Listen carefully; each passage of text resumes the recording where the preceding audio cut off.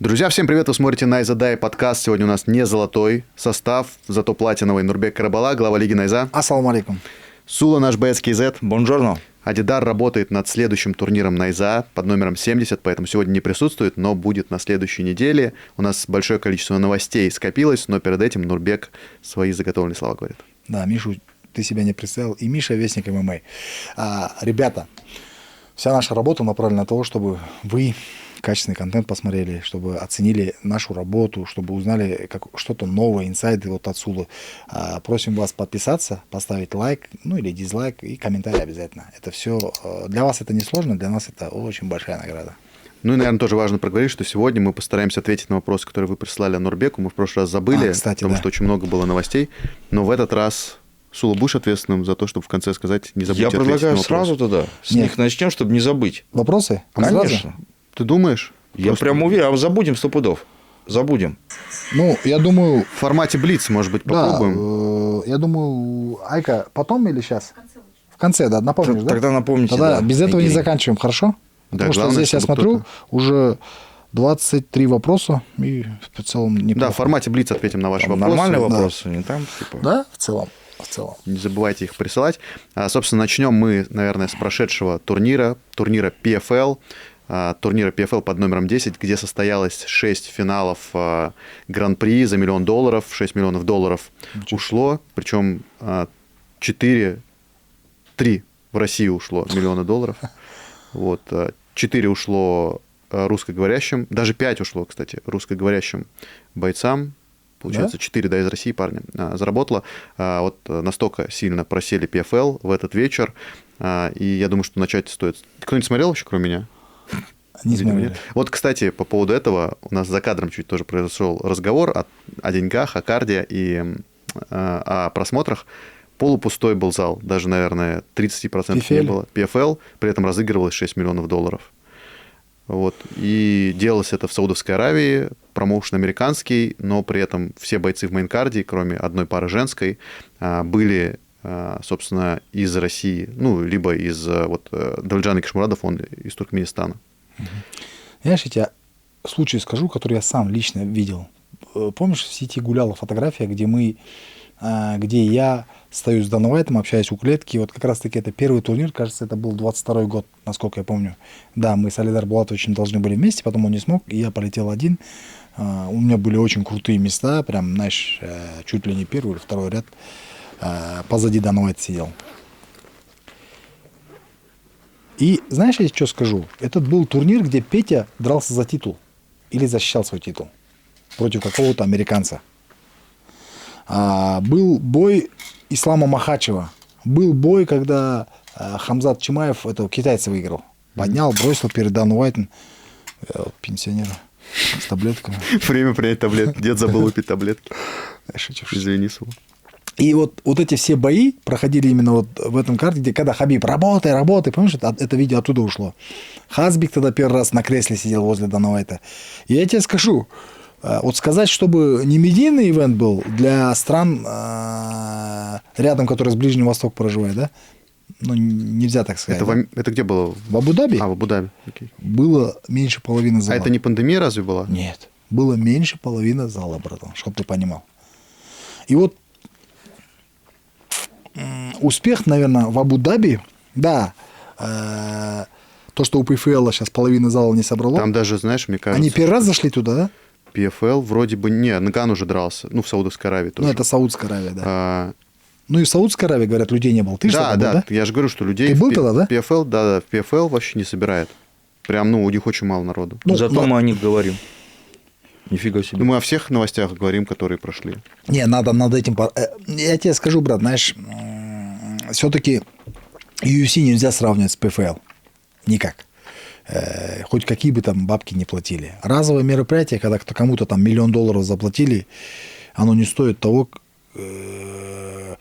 по сравнению с тем, что когда есть история. Крутая история, да, вот как, допустим, мы сейчас следим за Ян Гэри и там Шавхатом Рахмоновым, кстати, вот перейдем к следующей теме, да. И когда ты об этом говоришь, есть какие-то прецеденты, есть какая-то возня, интрига, начинаем нырять там в шкаф со скелетами в Янгере, ищем там какой-то момент, что его супруга там какую-то книгу написала, да. Ну, по крайней мере, конечно, это не то, чтобы там бой за титул там, против Усмана или против Беляла, а Янгери. Вот, не знаю, там 18, 20, 30 подкастов тому назад мы здесь это обсуждали с тобой. Я говорил, когда, вот помнишь, первый раз, когда Ян еще подрался, мы еще сидели здесь, обсуждали, я говорил, насколько он может быть опасен для Шавхата, хитрый боец. Когда он с Пейджем подрался, это летом было, да? Перед летом, да? Я не скажу дату. Да. Весной, получается. Весной, да. Перед летом это весна. Тепло было. Че, Сула, что скажешь, почему ПФЛ не собрал людей? Прям я знаю, почему они не собрали людей. Почему? Ну, не было такой задачи. Если раздают $6 миллионов, там, да, призовых, или там больше, да, получается? Каждому по $1 миллион. У них не было задачи вообще собрать людей вообще никак. У них была задача, чтобы мы об этом говорили. Чтобы везде об этом говорили. Ну, об этом немного где говорят, будем честными тоже. То есть, в принципе, PFL не то, чтобы прям сильную шумиху создал в СМИ, там, в американских даже. Ну, то есть, турнир, финал. Мне кажется, как не бренд знаю, в еще Твиттере PFL не открываю, состоялся. про это говорят. Инстаграм открываю, про А это UFC говорят. не было на этой неделе. Ну, то есть, знаешь, UFC бы там 310 Ну, он хорошо, перебьет. Михаил, жестко. ты прав. Да, про это никто не говорит, окей. Я не знаю, вот, друзья, вот вы смотрите, вы в курсе, что прошел ПФЛ? Кстати, крутой Кто-нибудь вопрос. смотрел или нет? Да, напишите комментарий. Вы вообще в новостных постах где-нибудь что-нибудь видите про это? Напишите, вот, кто вот из нас с Михаилом прав. И Я давай- как всегда. И давайте... Достар, Или PFL-дің неожиданно өткен жарысы Михаил. бойынша сіздер осы жарыс туралы білдіңіз ба? Қаншалықты сіздерге көбінде көзге түсті? $6 миллион ойнатыпты. Сол туралы пікірлеріңізді жаза кетіңізші. Мүмкіндік А болса. теперь контрольный вопрос. Я правильно понимаю, что из нас троих PFL турнир смотрел только я? Ты же не смотрел его. Нет.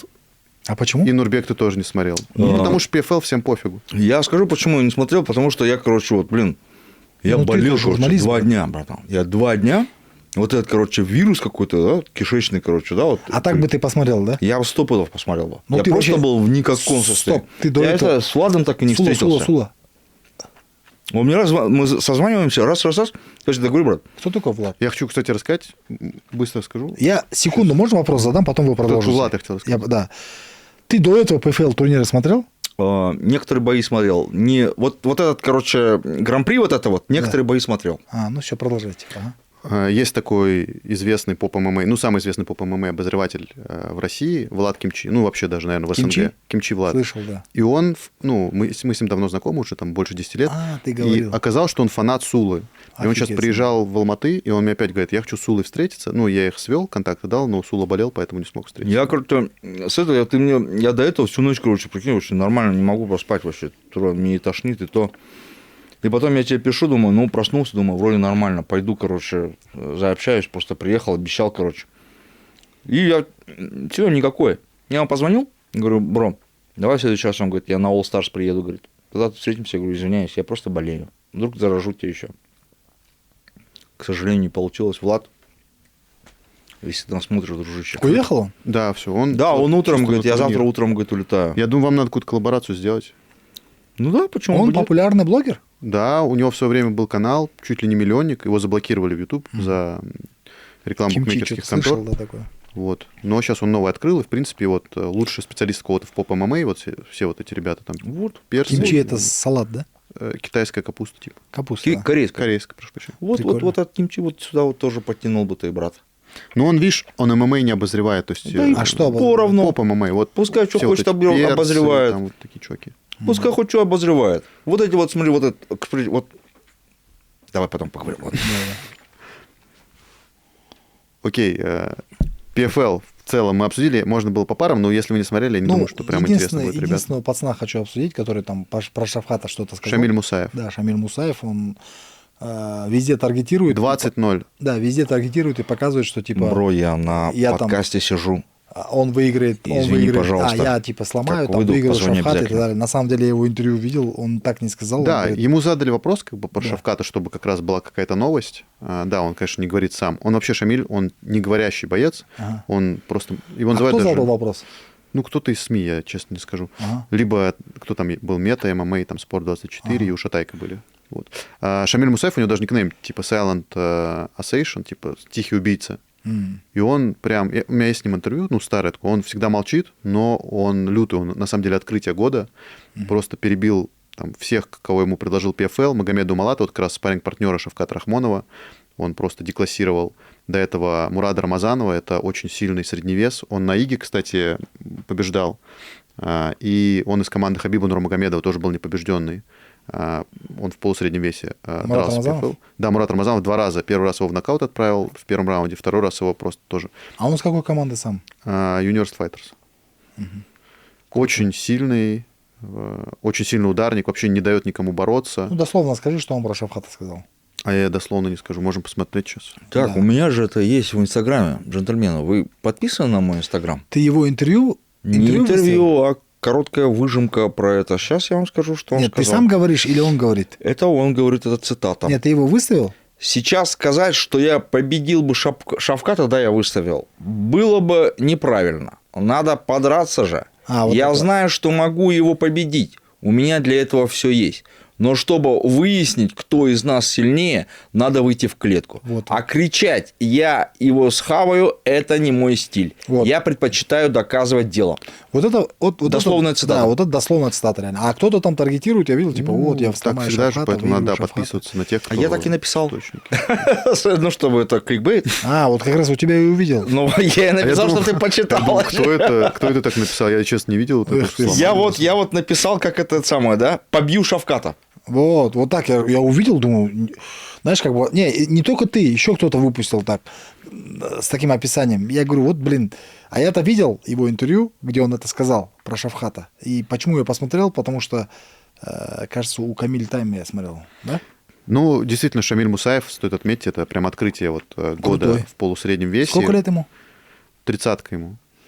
Ровесник Ну, Шавката. 20-0. 20-0 у парня, просто что он забрал $1 000 000 в этом году. Ну, еще и лям взял. Да. Это его же, да, подкалывает сейчас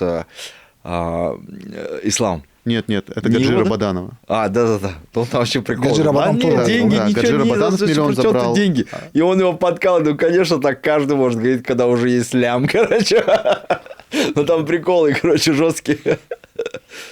Ну, вот. А, собственно, про Шавката его спросили, чтобы был какой-то заголовок хороший тоже. И правильно. потому что Магомед Умалатов Шавката вместе Нет, тренировался. прикольно, что у человека, который там на $1 000 000 Гран-при выигрывает, интересуется, готов ли он Шавкатом подраться. То есть, реально Шавкат сегодня, знаешь, как бы тренд, да? Ну, для нас. Да. Почему? Ну, это специальный вопрос для СНГ. А в был. Америке что?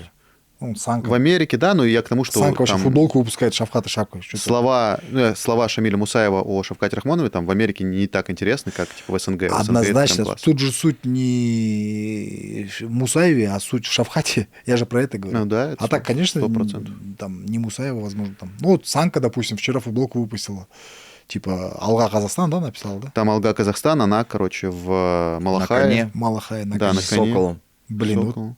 да? И все деньги с продажи футболки пойдут в благотворительный фонд, который Шавкат должен выбрать. Ты подпишись на мой Инстаграм, там все это вышло, эта новость уже. Я на тебя под... что? Не, брат... На мой Инстаграм, джентльмены, леди, подписывайтесь, там все есть. Но чуть раньше все это выходит в Вестнике ММА. Ну, это когда они у меня уже берут в Телеграме. А еще раньше это выходит на Найзадай подкасте, так что... Окей, Что, продолжаем? Шавкат Рахмонов, Гэри. ты хочешь уже к анонсу, ну, к грядущему. Еще Да, был турнир на мат, мы не будем обсуждать. Самое раннее, что пройдет, это... на мат внизу. Который же у нас. прошел тоже. Просто, да, я бы хотел еще обсудить, мне кажется, то, что А ты ходил, да? Я был на И Намат. что, как? Ну, я говорю, вот, я все-таки считаю, что хороший турнир тот, который заполнены арены. И Правильно. когда я вижу людей, вообще атмосфера другая. То есть я не могу сказать, что там были какие-то супер бои, и я не могу сказать, что я знал там многих бойцов, которые выступали, потому что я вообще вот в поп ММА не вхож. И, в принципе, я шел туда из Акасамбая. Ребята, а зачем вы называете это поп ММА? Это не поп, это кулачка настоящего рода. Не, настоящая кулачка на голых кулаках все-таки. Не, Кулачка в поп-ММА шинках. это, наверное, это всё-таки уже больше такое. аббревиатура Там, Да. знаешь, своего там вот эти рода. Фара Абдулаев. Смотри, Фара. Муратбек Касымбай, тоже, я думаю. Жуман Жумабеков, Ну, Жуман, кстати, да. Я вот пришел... этот, как его, Сагнай Шукур, финалист Найзы, помнишь Сагнай Шукура? Там Этот этот, кстати, Канский Канский фестиваль, тоже да, там дрался. дрался за титул Найзы в свое время, там, Гран-при. Там. Ну, сильнейшие пацаны я собрались. к тому, что все равно они там условно пошли в зону комфорта драться, где не идет у тебя рекорд там, в Topology. Да, ну вот это, конечно. Вот, я про это больше говорил, про всего, ММА. да, Плюс многие там приходят действительно вот на Фару Абдулаева, который там известен не своими боями, а тем, что вырубает там всех, там, вырубал с нежданчиков всех, там на пресс-конференциях в кого-то влетал. И, в принципе, вот на такую диковинку люди идут, и, ну, на мат молодцы, действительно, что этим пользуются. Просто, ну, это не то, что я бы там хотел бы смотреть, но это то, что собирает просмотры. И очевидно. вот он сюда приезжает, братан, от него здесь никакого плохого слова я не слышал. Кто? От этого Фары. Кто такой Фара? Фарид Абдулаев. Да. Вот там в России он там газует. Сюда, в Казахстан приезжает, Не, знаешь, слова плохого не говорит. не, Брат, знаешь, так приятно на него смотреть и знаешь, слушать, клянусь. Многих из них инструктируют, реально. Ты вспомни...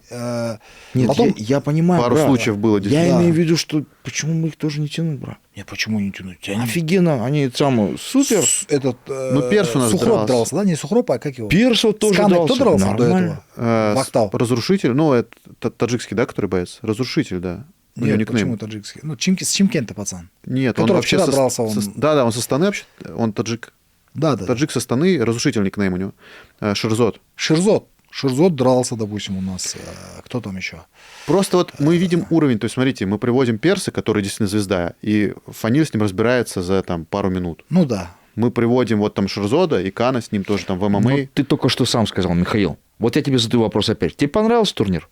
Атмосфера тебе понравилась? Да, ну я люблю, когда люди... Супер, Ну, ну давайте Я сделаем так согласен. же, господи. Не, ну, смотри, Сула. Мы же оцениваем это именно вот так вот будем если При этом, оценивать. ну, при этом ты просто как подчеркиваешь, да, слова Китнурбека, он часто там говорит про миссию, про то, что типа... Наверное, Айза надо пытается- пересмотреть эту миссию. Ну, это вот... Нет, Китнурбеку вполне вероятно, не то, что отказаться от нее, а может быть ее как-то модернизировать.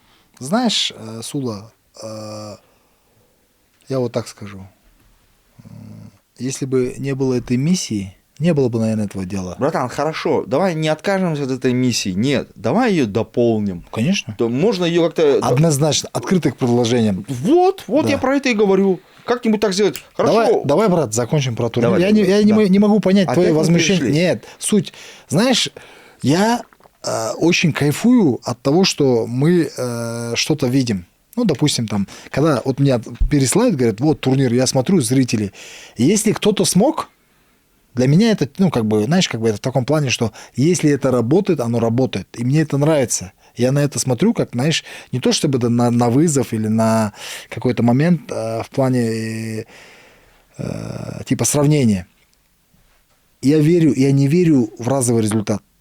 Я верю в постоянную систему. Почему я сказал до этого UFC? Почему? Потому что, ну, есть UFC и есть PFL. Да, я согласен. PFL сейчас может выехать куда-то со своими 6 миллионами в тот же Казахстан, Кыргызстан, там еще куда-то, и собрать не то чтобы 20, он может собрать 1 миллион зрителей. И это будет нормально. Но сможет ли он продолжать столько же работать, как и UFC? Это другой вопрос. Самый короткий путь к успеху – это идти не спеша. Вот. Я Я тебе, когда мне 4 года тому назад, 3 года, 2 года тому назад говорили, надо вот так идти. Ты один из тех был, который кричал, надо вот так делать. Я всегда говорил, у нас процессы, у нас система. Это исходит из нашей культуры. То есть мы с моим партнером Алидар Булатовичем выстроили стратегию с нашей командой, поставили стратегию, по которой мы идем. Да, не сразу, да, но в долгосрочной перспективе она сработает. Почему? Потому что я верю в это. И она, в первую очередь, исходит из принципов и миссий. Если бы мы хотели бы за яйца хватать, как вот недавно там было, или там наоборот раздеваться, или там что-то...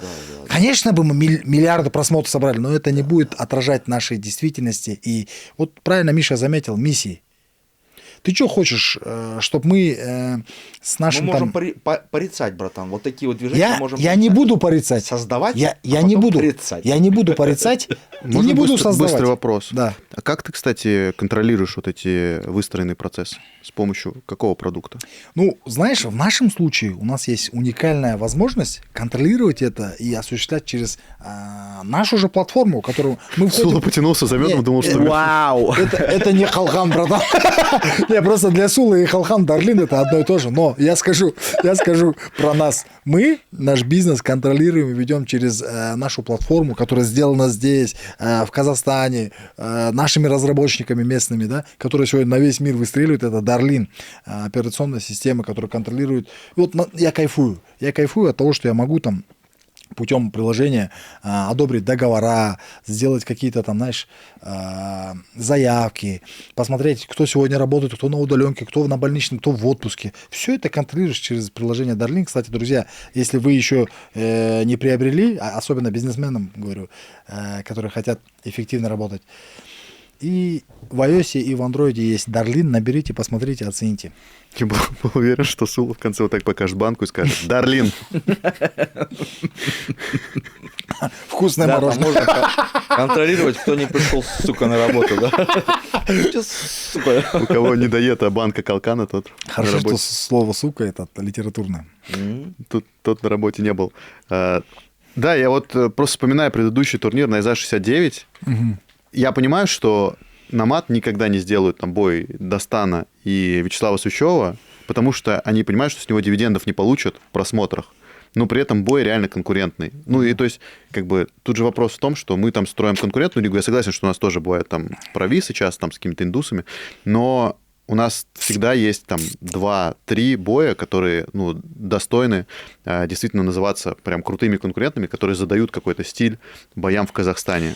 Ну, знаешь, я 2-3 боя нужно таких вот. Правильно, однозначно. Нужно привлекать внимание. Которые в любом подтянут случае. вот это И, все. знаешь, самое главное, я вот сейчас смотрю на то, что делают там Рамазан, да, допустим, Рух, как его, Номад, Мухамеджан, да? Да. Мухамеджан. Там, да? там два парня. Они наши Нурдалат и младшие, как Мухамеджан. говорится, это, да, братья работают в этом плане, в этом направлении. И достаточно круто.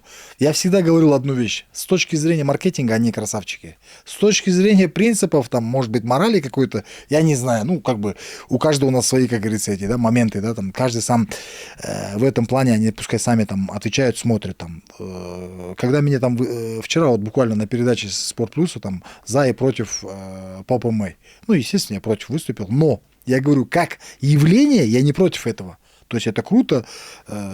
Я это сравниваю, типа, вот у нас есть классика, да, там, шансон, на котором я вырос, да, образно говоря, там, у себя в Кульсарах. Воровской Там, шансон. Нет, допустим, казахский фольклор, да, а есть рок, на который какое-то количество людей все время ходили, я помню, разукрашенные, и мы на них смотрели, думали, ну, как бы, вот для меня Поп ММА, в ММА, там, это, как бы, вот, сравнительно, типа, есть вот определенное направление, которое люди там смотрят это, да, там, почему бы нет, ну, пускай смотрят. Когда ты говоришь, что в молодости смотрел ну, на раскрашенных людей и о чем-то думал, мне кажется, ты просто ходил и бил их. Ну, знаешь, у нас в Кульсарах не было их. Ты был в И Кульсарах? Жанаузе Там опасно ходить с серьгой, я там... Я про это Они говорю. просто понимали, с кем я двигаюсь, я не ходил куда-то у нас не один. было этого. Ну, как бы это реально, как бы там не проканало бы, да, там. А где-то в больших городах, возможно, как там направление, как культура, там. Я с как- машины не выходил там вообще. как субкультура, там, Виктор Цой, допустим, да, там, ну, в Кульсарах этого не понимали. Может быть, там раннее поколение, там, русскоязычное, может быть, чуть видели, а потом, как бы, камол деген сияқты, да. Хотя все во дворе пели его песни. Ну, там было, да, там, вот эта восьмиклассница, там, девятиклассница. Группа крови, да. И, знаешь, как явление отрицать это нельзя. Оно будет. Естественно, когда там поставили, ты не видел эту передачу, да? Они, знаешь, поставили за и против Поп ММА. На этой стороне стоит, смотри, Шафхат, Асу. Они Ещё- были в выпуске? Нет, вот, допустим, обложка такая, да? А. Шафхат, Асу и кто-то еще стоял. Не могу вспомнить, кажется, Бекзат Алмахан. А на этой стороне стоит Дарабос, вот этот дикий Да-да-да. Бардемир, Ханата, А, кстати, он пропал вообще, мне кажется. Ханата, и кто-то еще. И вот представь сравнительно, ну как можно сравнивать? Конечно, любой трезвый человек скажет: вы что, ребята, перепутали, что ли? Уберите этих троих. Но с точки зрения какого-то маркетингового хода, да, ну, красавчики. Что Вообще делать? просто они ушатали, они, прикинь, они своей темой добились того, что их бойцов на телевидении Спорт Плюс, да, сравнивают. Вася, с кем сравнивают? С Представь? Шафхатом Рахмоновым. Офигеть.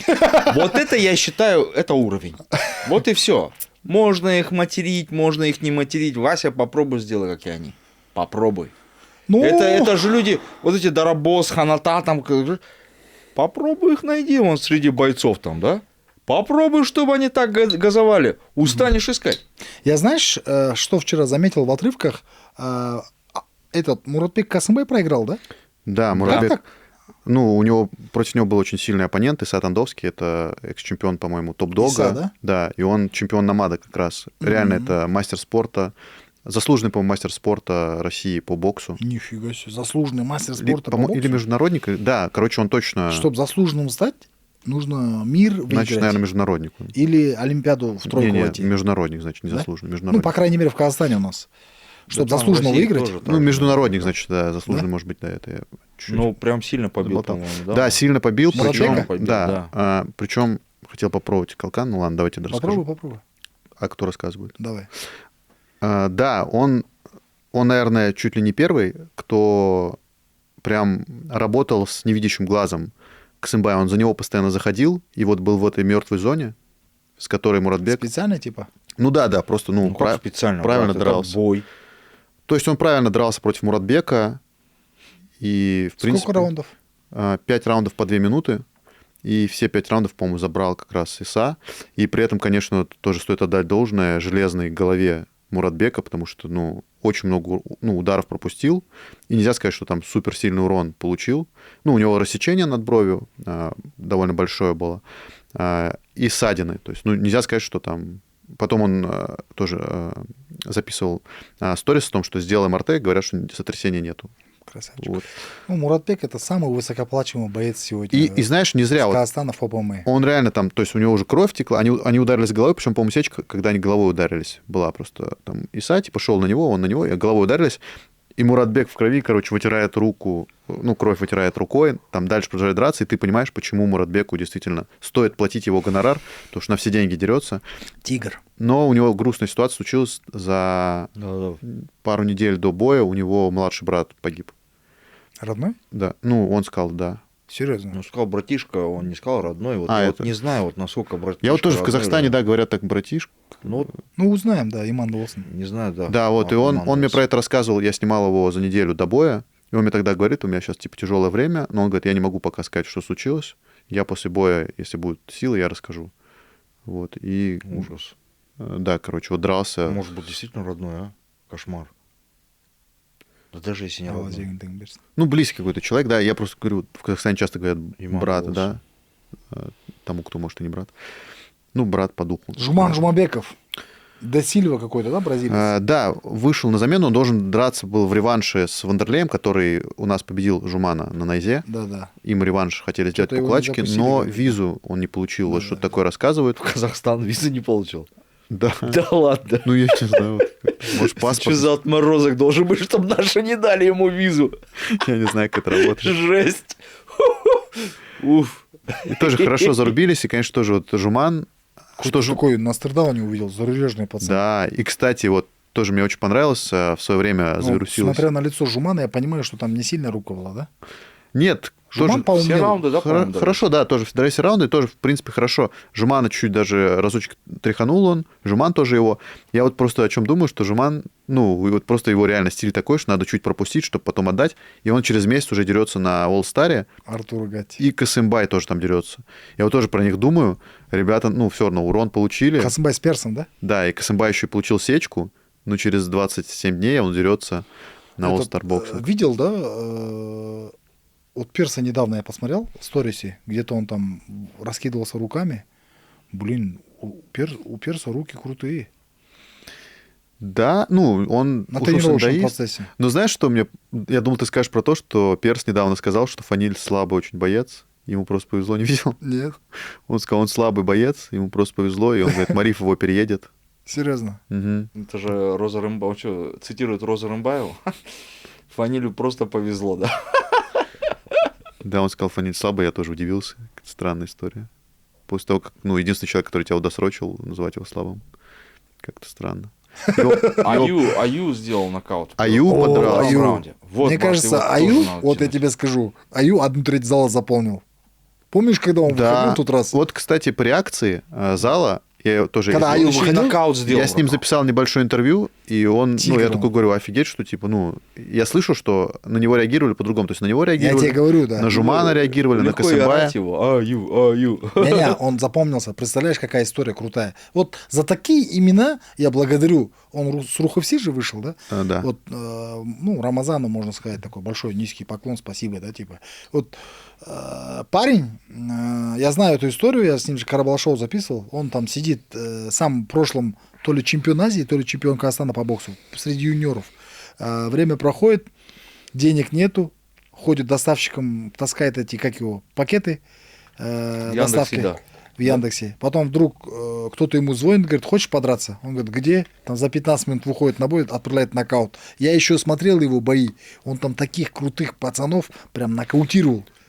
И вчера он тоже... Вчера тоже против него был, во-первых, против него был мастерок, тоже по боксу, и он такой огромный, там 2 метра. Бородач, лопата там, а не Я тоже борода. такой, сначала вот смотришь, думаешь, что это мисс-матч какой-то, потому что он просто здоровый мужик, 2-метровый, и такой маленький Аю. Аю меньше меня ростом, Печень мне так, кажется. что прям, знаешь, что прям больно было смотреть, как он лежал. Вот мы недавно здесь с ним общались, и он мне говорил, что типа подерется только в следующем году, руку сломал. Он же у нас должен драться сейчас. Да, руку сломал. Я знаешь, что удивился? Я его просто, я вообще узнал, что он на мать дерется только в день взвешивания. Мне кажется, поставили его. Да, скорее всего. А я его, знаешь, где видел? Сейчас Артем Резников проходит у себя сборы в файт-клабе. И Аю с ними тоже тренируется. Вот, я такой думаю, ничего себе. Я ему говорю, а ты же ты же на кулачке? Он говорит, да я и на нозе буду драться, мне надо борьбу тоже точить. Вот так говорит. Хороший пацан, молодец, красавчик. Знает, Вот где за него, точить и где точить. я конкретно скажу, я видел, как на арене прям толпа, там 1/3 зала за него кричала и за него пришла. Людям герои нужны, это правда. То есть вот все равно часто Сулу там критикуют ребят, и правильно делают, что они там не говорящие. Он говорит, там, Дастан не говорит. Конечно, правильно. Нурбек не говорит, а Аю, он, может, и не говорит, но у него хотя бы есть история, понятна людям. Реально, доставщик из Яндекса, такой, с лишним весом, реально такой улыбчивый, маленький, и это прикольно, то есть это уже герой. А когда ты просто там классный накачанный боец... И делает нокауты. Да. Хотя бы что-то, пускай будет хотя бы что-то джентльмена. Дерется. Да. Дерется. Хорошо дерется. В Назе не получилось нокаут сделать, но у него я считаю, что причина была знаешь, очень... Там же самое, да, у него тоже у него мама умерла. Буквально за какой-то период до этого боя. И он, представляешь, он говорит, я вообще не тренировался. И даже когда на интервью сидел, я смотрю в его глаза, он, знаешь, хочет заплакать, но держится и говорит, я держусь. Ужас. И, знаешь, потом после интервью он мне говорит, я до сих пор не верю, что она умерла. Говорит, да, до сих пор как будто сейчас позвонит, до сих пор как будто... Ужас. Давайте не будем об этом, о смерти мамы говорить. Я о чем говорю, что пацана можно понять. То, что он не готовился, вышел на бой там тяжелее себя соперника. Сейчас готовится с Артемом. Если готовится, у него дух есть. У него дух есть, и удар пушка прям может вот так, если 3 головы будет стоять, он по этой ударе, там все 3 упадут, это однозначно. Очень тяжелая рука. Крутая. С ним лучше дружить. С пьяным Аю лучше не общаться. А он пьет? Султан Пума. Я просто прикол. Я думаю, Да, бой, который должен был вообще произойти тоже на Назе. Да, надо поговорить об этом. Бой в целом, Прикольно. неплохой получился. Не прикольный, не прям прикольный, но неплохой бой получился. У Пумы руки слабые. А он, знаешь, как-то он странно дрался. Он постоянно по корпусу работал, Да. а у Султана это конечности дальше. И он как бы по корпусу попадал и ни разу не перевел типа корпус-голова. И как-то непонятно. То есть это все равно, мне кажется, тот вид спорта, где типа именно считаются удары в голову. А Пума как-то просто корпус обрабатывал ему. И, в принципе, по ударам такой паритет. Султанов бил в голову. Понимал? Я не знаю. С Бразилии. Что сказать про Пуму? Пума, скорее всего, нормально не тренируется. Почему? Вот не знаю. До свадьбы у него приоритеты были...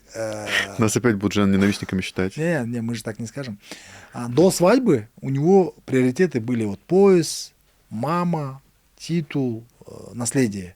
После свадьбы деньги. Жена, деньги. Секс и деньги. Но я к чему говорю, реально, да, вот меняется, да, приоритет. Поменялся приоритет, и, соответственно, он как сказать, пускай сам, как вот после проигрыша с Тайлахом, он поменялся жестко. Хотя вот честно, я пытался тоже там выяснить этот вопрос. Я тоже был немножко удивлен. Хотя, да, вот Султанов, ну, казахский борс, это человек, который, ну, по сути, я как-то открыл, да, и ему и никнейм придумал, Да, и, ну, снимал там про него. Имею отношение с Много чего, да, имею отношение к его продвижению. Я за него болею, но при этом как-то вот именно все равно я понимал, что у него уровень, ну, ниже, потому что у него не было таких соперников. У него, по сути, в ММА там тоже там 3 боя в профессионалах. И Пума как бы для меня выглядел фаворитом, хотя при этом как бы больше я болел за Султанова, Асана, вот. И я был удивлен, что действительно Пума, ну, не дрался так, как там раньше. Да, Мне кажется, видел его бои. Пуму чуть-чуть пробили.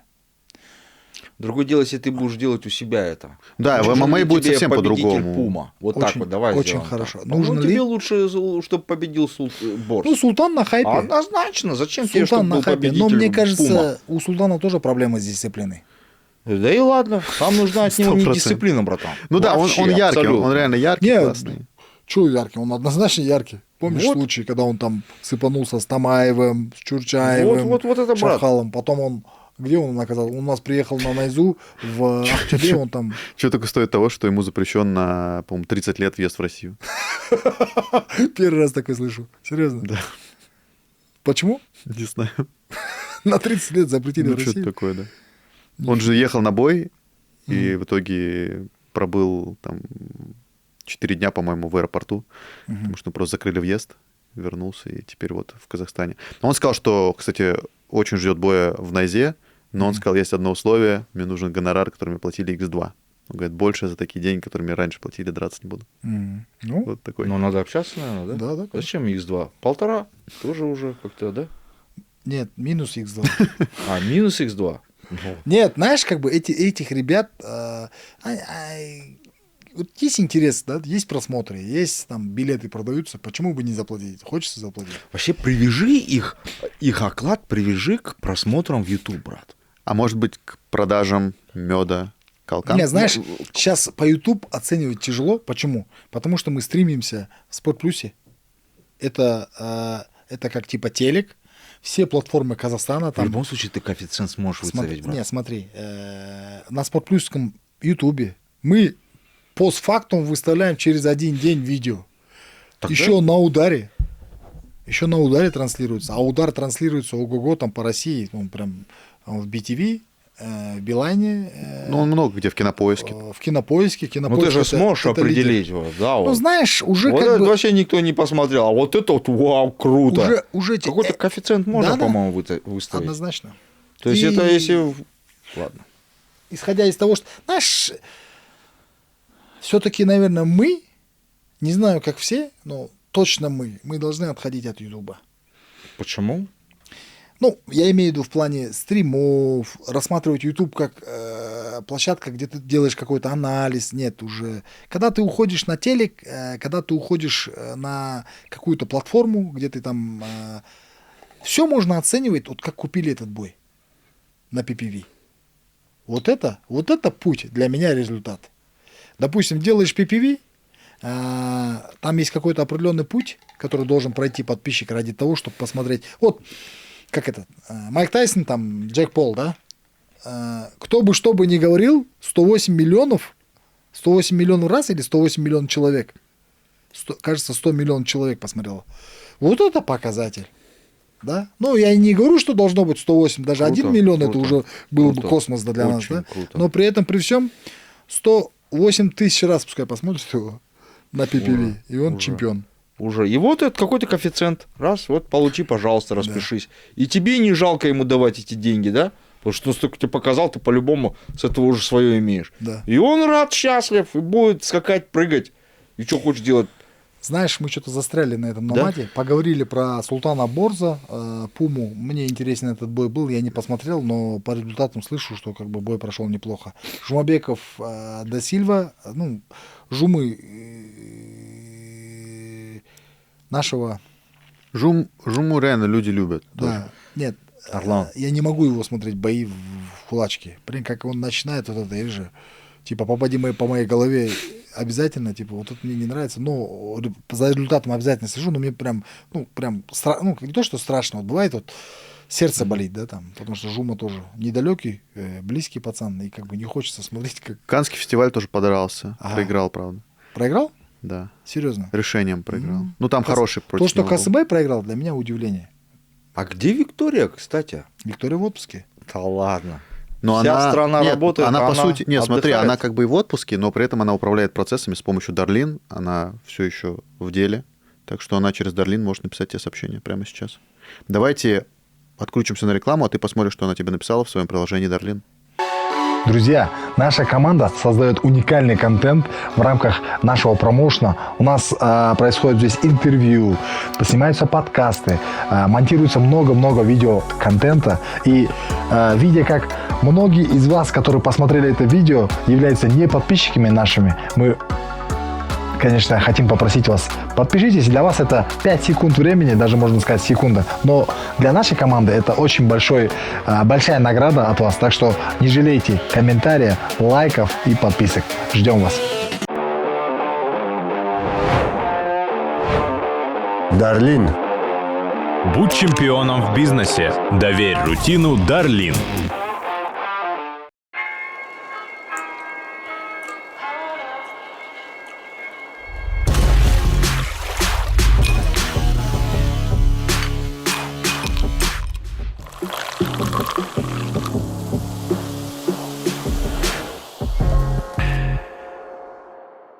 Ну, кстати, вот знаешь, Сула, есть же вот истории разные. В поп-ММА я немного такого видел, в рестлинге много такого видел, когда боец приходит со своим типа менеджером, и менеджер за него базарит на пресс-конференциях, и мне кажется, что ты бы кого-то взять, ну, мог под Я с крыло, и удовольствием. было бы офигенно, Я что бы с ты за него удовольствием говоришь, вот но если взял типа бы. какой-то кипиш, ты его типа туда пихаешь, говоришь, давай. Я вот кого бы вот, то, Аю не разговаривает, вот Аю бы я и взял. Прикольно. Мне кажется, что прям большая находка. А ему говорить не надо. А ему говорить и не надо, там вообще, короче, Красавчик. без разговоров. Окей, теперь мы переходим к грядущим событиям, к турниру UFC 310, на котором подерется Шавкат Рахмонов. Ну, я здесь запишу, да, так тебе на руке, потому что я отвечаю, ты убежишь. Не убегу. Точно? Я тебе скажу. Все да, хорошо. Если Мы кто с не тобой понимает, еще что пообщаемся. происходит, Сула для своего инстаграма записывает Пользуясь прогнозы. случаем. И Да. не только Инстаграм, а еще Телега и Ютуб. Подписывайтесь на Сулу. Кстати, Янгери. Сколько? 8 дней осталось? Или 6? 7. Ну, в Шесть- субботу на 6 дней. воскресенье. 6 дней. Прикольно. Прикольно. Что ты скажешь? Ты говорил, что у тебя есть что сказать по бою. Инсайд? Ну, просто по бою, что сказать. Инсайда у Сулы все-таки. Я прикольный бой, если честно, я его ожидаю. Да, с волнением, да, с осторожностью, но я при этом думаю, что этот поединок реально в золотую такую коллекцию войдет в UFC. Ты Кэф видел? Ну, на Шавхата меньше, да? Ну, на Мачадо Гэри 5-15. Это прям Фаворит. А на Шавката? 1-1, что-то такое. Офигеть. 5-15. До этого с кем было так, что 7 с чем-то было? Вот ты еще говорил про это. Ну, 7 на Мёче было, по-моему. Да. 7 на Миочище было. Это, это видишь, чуть Ну, меньше. 5-15, да, все равно это очень... Ну, для непобежденного бойца, Ян Мачадо Гэри тоже непобежденный, это, конечно, очень такой, ну, жирный, скажем так, Кэф. Я не ожидал, что букмекеры вот с таким выйдут предложением. Слушай, ну какая-то не замануха ли, а? Ну это вообще просто дико, а? Ну прям Кэф просто нереально вкусный. Нет, на самом Очень. деле я тебе скажу, Шавхата в UFC, как бы там Янгери с какими бы там проигрышами, выигрышами или там... Ну, проигрыша у него нет. Не, я имею в виду в ситуации, да, там, вот сравнительная таблица же есть, там говорят, борьба у Шавхата лучше, да, ударка-то типа у Шавхата лучше. Я вот последние дни прям много аналитики прослушал касаемо этого. Все-таки за Шавхатом, даже по репутации, типа Шавхат как будто бы там безупречен, да, и тут даже статистически Ян прошел тех же ребят, которых прошел Шавхат. Джефф Нил, этот, как его, чернокожий такой, чуть-чуть кучерявый, Магни, Нил Мэгни. Нил Мэгни и другие там, да, ребята. И если так сравнивать, плюс-минус оппозиция такая же, как и у Шавхата. Плюс-минус. Но при этом, при всем, вот бросается в глаза расчетливость. Очень расчетливый парень. В плане, как он на себя умеет вытягивать, как он работает вторым номером. Вот эти сайд-степы его, да, там, его пару у них таких глухих ударов было, где там люди падали. И в таком стиле ведения боя, скорее всего, у людей такое, знаешь, как типа, Шавкат, он пробьет его, типа, да, там, прорвет его, порвет его и так далее, и так далее. Но при этом, при всем, он очень... В ударке, мне кажется, чуть-чуть у него выше уровень, чем у Шавката. Руки, ноги я когда оцениваю вместе. В борьбе, да, Шавкат, наверное, все-таки лучше. Вот у Шавката яркое преимущество всегда было в клинче. Локти и колени. И этот тоже локти и колени хорошо работает. Ты видел, да? Я тебе сейчас открою небольшой секрет. Я там для одного проекта готовлю сейчас документальный фильм по Шавката. Вот я даже... пришлось пересмотреть все его бои, и некоторые бои его есть только на канале Усулы. Я тебе писал как раз по этому поводу. Представляешь, нигде нету вот боя с битвы Намадов 11. Потому что я ее снимал, по-моему, один-единственный, Просто странно, что они сами даже не выложили. В то время, брат, никто не снимал, я же тебе говорю. Не, а там битва Намадов там 7 есть, битва Намадов 10 это 11 есть. это была в этом, по-моему, как раз таки в Талдыке. Да, Талдыкурган. Там Арман Ашимов тоже дрался, по-моему, с испанцем, да? Он засабмитил его. Да. Вот, это просто удивительно. Я отсмотрел все бои Шавката сейчас, вот за выходные, и прям, много для себя нового чего-то увидел в его, на самом деле, работе. Стиле, да? Да, я прям... А вопрос какой-то есть, просто что... Что нового ты увидел? Во-первых, он, конечно, очень сильно там от боя к бою прогрессировал, и у него постоянно новые какие-то фишки появляются. И такое одно из самых сильных, мне кажется, его оружий, даже не клинч, у него подсечка очень крутая. Он вот подсечкой всех постоянно переводит. Я просто как-то в боях, когда вот так все бои не смотрел... Берет за корпус, снаружи закладывает. Да. Сложно его повлечь. И мне кажется, вот Янгери ему легко будет вот так перевести. Да, а Янгери сам и не борется. То есть, да, вот это у него классно. Встает. Да, он встает. А Шавкат дает всем вставать, и он постоянно пытается накинуть гильотину. Он, типа, дает человеку встать и кидает гильотину. Вот он так поймал, кстати, Мэгни, но многих так не ловил, на самом деле. Поэтому, да, очень интересно. Я просто говорю, я Янгери все бои не пересматривал, но вот Шавката прям пересмотрел все бои. Я пересмотрел Янгери все. Да? Вот, интересно. Практически с первого боя посмотрел. Вот тебе вопрос тогда. Вот сейчас у тебя ощущение какое вот перед боем вот если сравнить перед боем с Джефф Нилом и с Ианом Гэри? Во-первых, антропометрически Джефф Нил ниже, он даже ниже, чем я, чтобы ты понимал. То есть с Джефф Нилом ты имеешь поспокойнее ты был? Поспокойнее был? Да. Ты его поспокойнее, да? Конечно. Ага. Брат, смотри, с ним выходит соперник младше него, Шавката. Во-первых, Джефф Нил мой ровесник, да, чтобы ты понимал, 83-го или 84-го? По-моему, 37 ему. Младше меня на 3 года, 87-го, 88-го. Янгери младше. Антропометрия, мне кажется, они прям одинаковые, да? Даже Янгери вроде чуть повыше. Повыше. То есть, можно сказать, вот Томпсон, да, чуть выше был Шавката или нет? Да. Да, чуть-чуть выше. Вот, допустим, но Томпсон старый, а это молодой. Если по рукам, ногам смотреть, на ногах он примерно как Томпсон работает. Вот эти удары накидывает, с разворота пинает. Очень хорошо бьет по коленям. Передней ноге. То есть вот эти удары у него очень хорошие. Он изначально кикбоксер или тайбоксер. Удары очень тяжелые ногами. В руках быстрые, но не сильные удары. То есть сказать, чтобы он прям наглухо нокаутировать может, если там с открытой головой бежать на встречных курсах, возможно. Шавкат так, кстати, делает. Да. Тоже скажу. Прям вот так, чтобы догнать, бить, такой силы в нокауте нету. Силы удара такого нет, чтобы догоняя бить. А вот на отходе встречать именно не со степом, а прям на встречных курсах может уронить. В клинче очень опасно. То есть, подожди, я правильно тебя понимаю, что вот поединок с Джеффом Нилом, это же была вообще какая-то там были моменты, когда было нереально страшно. Было же? Там были нокдауны. То есть, поединок с Ианом Гэри будет страшнее? Знаешь, на дистанции, в ближнем... Подожди, братан, вот теперь, это же вопрос рычагов. Ты смотри, у Джефф Нила, мое мнение, у него руки покороче. И в короткой дистанции, это его дистанция была. Когда Шавкат бежал к нему, уже приближался, и вот он... Что делал Шавкат? Он брал его за шею, начинал коленом бить. И он в этот момент бил боковые свои или снизу. Видел вот этот момент? Видел.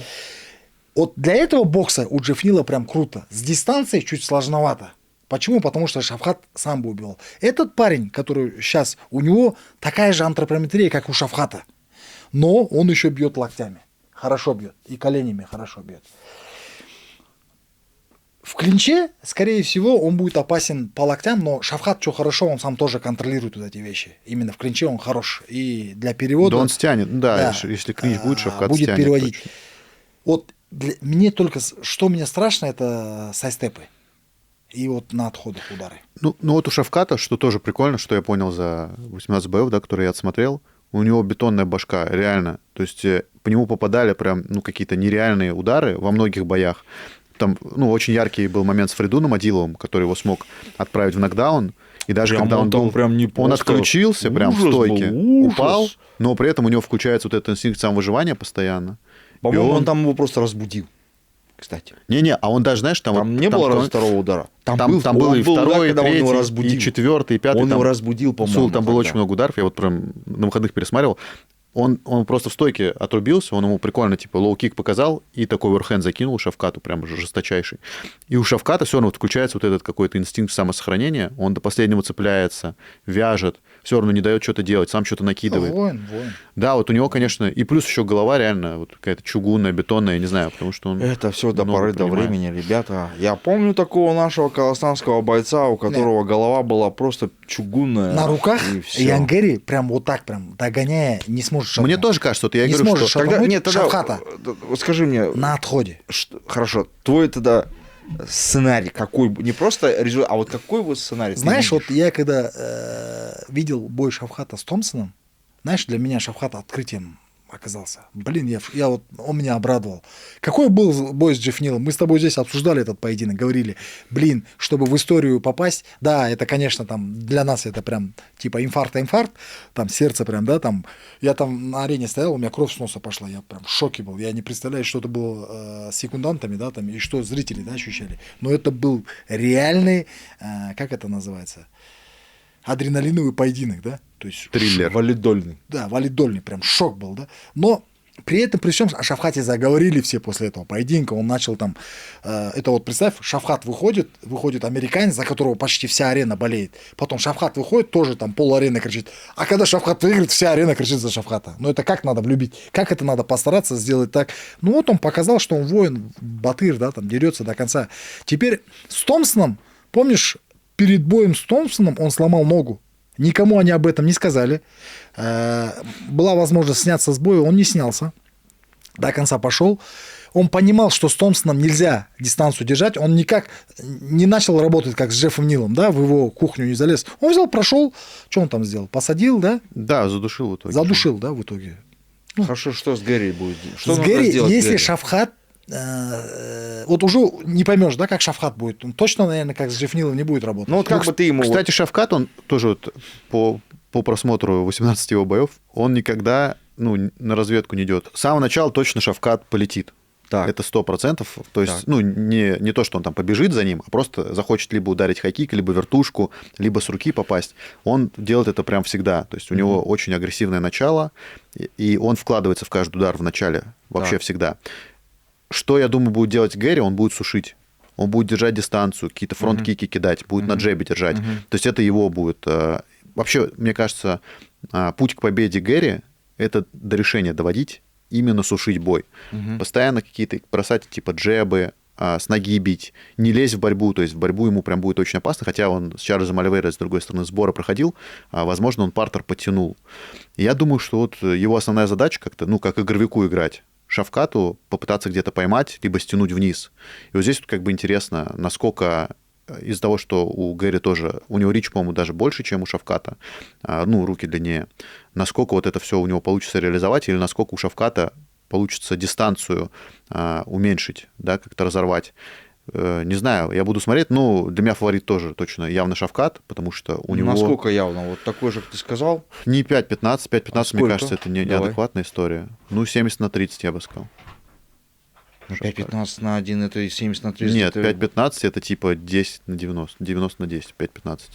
Это жирево. А то есть на Шавката сколько? 1? 1-1, вот что такое. Там... Это получается 6, это 100%. Там, не, 100% же вообще не бывает. То есть Не, там- вообще, если 6, мы сейчас берем сумму, это 100%, братан. Ты же говоришь 70 на Ну, 30, примерно, да. 6 это 100%. Ну, 6-7, да. Значит, примерно... Ладно. И ты хотел прогноз услышать? Да. Скорее всего, Ну вот я Михаила услышал прогноз. скорее всего, вот я до этого у меня мнение было, что будет досрочка. Ну, естественно, мы за Шафхата болеем там туда-сюда. Сейчас я вот так смотрю, сложно будет туда срочить. Быстрый интересный факт тоже. Вот, ну, я же, да, все посмотрел. И у Шавката много было соперников, Которых которые до нереально него ни разу не падали в нокаут или ни разу их не сабмитили, Да. и Шавкат получалось. Прям, ну, не один человек, по-моему, Ну, да. 3 или 4 ребят, которые до этого шли без досрочных поражений. Знаешь, чтобы по этому поединку оценку дать, тебе надо было не Шафхата смотреть, а Яна Гэри. Все бои. Вот тогда бы ты понял. По Шафхату мы все знаем. Ну, я вот честно скажу для себя, ну, вот вы, наверное, все знаете, для меня... Открытие? Я прям... Не открытие, а то, что я, ну, как бы и результаты в свое время смотрел, то есть я смотрел их последовательно, не так, что один день сел и посмотрел все бои. И это прикольный, на самом деле, для меня опыт, вообще к какому-либо там бойцу, если готовиться, прикольно посмотреть все с каким-то сухим, да, сухим, свежим. Ну, твое мнение, вот, вот если не брать бои UFC. А он, я говорю, не сильно изменился. То есть, Меня вот, к примеру, Кто не Баян сильно Маратович... ну, меня- Шавкат, он... Как не сильно? Очень сильно. Я вот изменился. говорю, у него вот с первого боя, даже, да, вот там с первого боя против Сангушети парня, он, по сути, вот у него что круто, он стал защищаться от борьбы, потому что вначале он проходы вообще только так на раз пропускал. И если ему кто-то в ноги заходил, он вообще ни разу, ну, никогда не боролся там за ноги, он просто типа гильотину накидывал и пытался сразу же задушить. Потом он стал уже хорошо стоять более-менее, но, в принципе, он всегда агрессивно начинает, пытается... Стиль, да? У него стиль, да, вот именно в начале он прям, ну, сразу же выкручивает типа на максимум, то есть у него нету такого, что там темп наращивать, он сразу же идет с высоким темпом в бой, то есть он либо там ногу кидает, либо руку кидает, там, либо вертушку, с коленом иногда влетает, то есть он такой, что ему важнее финиш, чем победа. Вот я прям тоже это понял, потому что очень много моментов в боях, вот он сидит сверху, например, на человеке, и вместо того, чтобы забивать, а он очень хорошо забивает, он когда сверху сидит, у него прям тоже много вот TKO, когда он сверху просто забивает, он вместо того, чтобы забивать, берет там как-то обхватывает шею и на гильотину падает. Хотя это вообще, ну, не нужно было. Вот во многих случаях я вижу. И часто он, кстати, с гильотиной тоже промахивался, там, раз 5 точно за бои. И поэтому мне кажется, что там какой-то план Яна Гэри стоит в том, чтобы просто засушить. Если он будет на джебе держать, на джебе, на фронт-кике, то, может, у него что-то и может получиться, но на средней дистанции или в борьбе... Ян то Гэри тоже шансов нет. такой же боец. Тоже такой же боец, который... Вот я смотрел его поединки. Он в таких ситуациях, когда там... Он, вот что в нем опасное, он быстро Адаптируется. Да, адаптируется к ситуации, меняет по ходу боя стратегию, тактику. Интересный. Не, ну на самом деле, почему мы об этом и говорим? Потому что есть риск, да. Если бы не было риска, мы бы сказали, да, что там, сейчас Шафхат пройдет. Ну, тут еще, знаешь, кайф то, что оба не побеждены. Вот как раз Шамиль Круто. Мусаев с Магомедом Умалатовым дрался тоже. Круто. У одного было 19-0, у второго 17-0 было. Знаешь, еще чем примечателен данный именно день? В историю, кажется, первый раз, да, Баян Жангалов едет, да? На UFC? Да. Секундировать Шафхата. По-моему, уже Скорее секундировал. он. Нет, имеется в виду в Америку. А, в Может быть, Штаты, возможно, нет. а где они Возможно. дрались? В Штату, кажется, Куда-то он он летал уже, брат.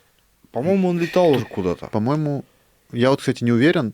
Он точно все бои в М1 секундировал Шавката. Нет, в UFC, мне кажется, А вот в первый UFC раз мне в тоже... жизни. У него же визу, он только получил визу Да, вроде. да, первый раз в жизни, кажется, он едет. И вот, может быть, если где-то он там в Чехии дрался. В Чехии дрался Шафхат? Там Дамир дрался 100%. Я Дамир же был дрался, на да, турнире я в помню, Чехии. да. Шавката я не Вот помню. в Шафхат, Чехии. кажется, тоже дрался. Один раз в Чехии. Ну, может, меня не было тогда на турнире. Или нет? Не, у Шафхата все бои в Апексе были. И вот один бой Джефф Нилом, это вот на арене. С Ну, на Томпсоном. последний он, Баян Маратович точно на последний не ездил. Он, если ездил, на какой-нибудь на первый, типа на второй. Вот где был один раз? В Китае или Сингапуре был ивент? Ну, вообще были. А? Я просто сейчас могу посмотреть В сразу. Австралии, может. Сейчас посмотрим. Кажется, вот Однажды он там был. Небольшая у нас рекламная пауза. Еще одна. Да, друзья, вы вот как раз-таки по этому поводу напишите, какое мнение у вас по Шавхату в UFC в бою с Яном Гэри. Обязательно. Ну он мог быть, типа, на Хабибе Гейджи же в Арабских Эмиратах был, может быть, там как раз был. Кто? Баян Маратович. Шавкат же был на... Не, я что-то был. Ты секундировал, да? Я думаю, что не секундировал. Кто, Шавхат дрался там? Да, В Абу-Даби? да, Ага. Закрытый, да, ивент? да. Вот если только там, мне кажется, что в Америке точно не было Баян Маратовича, потому что у него не было визы. Алекс Оливейра. Ладно, а это важная информация? Нет, Давайте я это. просто к чему говорю, что первый раз в жизни, мне так кажется, что первый раз едет Баян Джангалов. Агай. Мне тоже кажется. Да, и это круто, считает тренер, который, можно сказать... Он с первого боя, он прям с первого боя в М1 Да, да. до последнего боя в М1 его секундировал. Не, помимо М1, он же еще до этого На чемпионате любительскую мира. базу на чемпионате мира. там. Ну, я к тому, что он... Первые бои, по-моему. Первые вот в UFC, когда вот туда он ездил с ним. Или ездил, и Куда? что-то такое было. Куда? Потому что первые бои UFC Шавкат, по-моему, не сразу же нашел, помнишь? Вот пару боев у него было. Ну, в Америку Баян Агай, кажется, не ездил. Стоп, у него визы нету. Ну, а там в Америке он был, да? Не, первый бой был поединок? в Арабских Эмиратах закрытый. Вот, Гейджи возможно, Хабиб. что-то такое вот туда вот ездил. Закрытым, да. Возможно, вот именно куда-то туда он ездил, потому что первый бой, я помню, первый и второй бой, его главным тренером был Баян Маратович. Вот, то есть он у него они там, короче, готовили, все круто, такое. круто. Потом они, короче, Баян Маратович возглавил сборную, короче. Не, он параллельно возглавлял, да. Это когда вот Дартимяне. Да. Или, кажется, до этого. Ну, ладно. Да, в любом случае, классный Прикольно. бой. Да, крутой И бой, причем, крутой знаешь, бой. я общался с Эдуардом, и я его спросил, зачем, Шавкат принял бой, потому что на самом деле, может быть, выгоднее было подождать, потому что все равно этот бой не титульный, статуса у него никакого нету, а соперник опасный. Претительник. А он и так получил титульный. То есть, зачем ему этот претитульник, если честно? Ну да, подождать можно. И было. UFC ему, как Эдуард сказал, UFC ему сказали, что да, в любом случае ты будешь драться с Белалом, можешь драться, можешь не драться. И Шавкат выбрал драться. Меня это удивило, например, потому что я не он понимаю. всегда так делает. Я не понимаю, какой в этом смысл. Смысл? Да. Фанатам прикольно, но это риск. То есть зачем он нужен? Я не знаю. Брат, вот я не могу понять, почему вы не можете понять. Это дело любит Я понимаю. ребят, которые рискуют. Оно иначе, по-другому никак. Вот я тебе даже примеры, не хочу там имена назвать, но и много ребят, которые там с ноликами остались. Но при этом, как бы это плохо не звучало, но как будто бы убежали. Да? Побыстрее. Да. И вот вспомни, у Мухаммеда Али есть нолик? Нету. Есть. Нету Нет. нолика. У Майк Тайсона есть нолик? Нету тоже.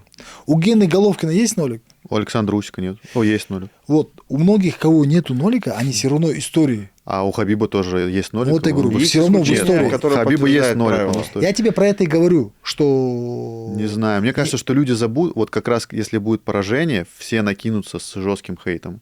А если Не дай нет, Аллах, конечно, чтобы не был поражен, но я тебе говорю, в этом деле любят, кто рискует. мне кажется, что действительно Шавкат сейчас вот в том моменте, если он не рискнул бы, да, и подождал бы Белала, привез бы пояс в Казахстан, все, он уже в любом случае национальный герой. Если он не привезет пояс, потом, я не знаю, мне кажется, хейта много будет. У меня такое ощущение. Потому что люди забудут о всех там 18 победах. Не забудут, брат. Мне кажется, забудут. Так высоко еще никто не поднимался с Казахстана. Я понимаю, о чем. Миша, с одной стороны, прав. Но с другой стороны, я и тебя тоже понимаю. И я считаю, что... Хорошая у тебя позиция, все правы, да? И все неправы при этом. Нет. Как бы объяснить эту тему? Как есть. Дело в том, что забудут по-любому. Хоть ты кем бы ты ни был. По любасику. Возможно, он эту тему хавает. Он это, возможно, понимает. Возможно, с ним провели беседу. Вполне вероятно. И забудут по-любому, Михаил. Достар, Шавхат бауырымызға қолдау көрсетейік.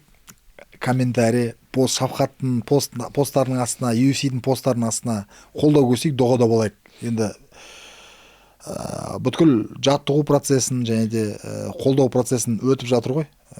Сіздердің тарапынан енді тек қана жекпе-жек күні қалды, шапқат үшін жұдырықтарымызды қысып соңына дейін жанкүйер болайық, Құдай қаласа. И еще важная информация. Мы с командой Найза будем смотреть бой Шавката Рахмонова в прямом эфире. Нурбек поедет туда, будет нашим специальным корреспондентом. А мы будем смотреть у нас на YouTube-канале, как обычно, все бои Шавката, все бои Асу в прямом эфире на YouTube-канале Найза. Подключайтесь к нам. И смотрите, как они смотрят. Правильно? Делайте это. А на самом деле на UFC 310 еще будет много интересных боев, но в принципе у нас время чуть ограничено. Нам нужно еще рассказать про Найзу под номером 70. Найза под номером 70 пройдет в Семей. Впервые, да? Впервые, да. Нурбек Абдрахманов против Николая Киоси. Киоси выигрывал Раймбека Орынбая на Ян Николс. Неплохой, хороший парень с рекордом 18-3-1. То есть это достаточно такой опытный. Ну, крепкий. Трудяга из Омска, из клуба Ермак, Александр Невский. Он. Рузматов подерется. С кем? Кстати, вот смотри, видел, какой кипиш происходит по поводу Рузматова? Рузматов летом после Ахтауского турнира, где они там цепанулись, даже не цепанулись, а поборолись. Я участвовал в разборках. Да, ты участвовал. Вроде бы Жандарбек мне сказал, что с Гасановым договорился декабрь. И типа Рузматов дали согласие, и Гасанов дали. И вот мы там шли к этому, потом вдруг мне Жандарбек говорит, что Гасанов не будет драться в декабре. Теперь Рузматов кипишует, я в любом случае выйду, короче, кто бы ни был, там Гасанов, не Гасанов, все, давай уже разговор закроем. И при этом теперь уже Гасанов не появляется на турнире. Мне кажется, надо сделать какую-то инфографику отказов, кто когда отказывался. Короче, одним словом, Рузматов подерется, это будет не титульник, просто очередной его бой, но они подерутся в феврале в главном бою вечера за титул. Ну, собственно, да, зачем ему претендент, если он так главный претендент? Да. Главное, чтобы не проиграл. В декабре он подерется с Максимом Михтеевым. Ну, если проиграет, все, претендент, он сам это выбрал. Если проиграет... А кто такой соперник Максим? Боец из Азербайджана.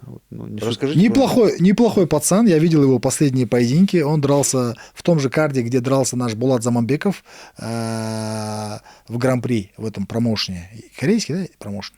Или японский? Я, честно, я знаю, что он в РС дрался. 14-9 рекорд.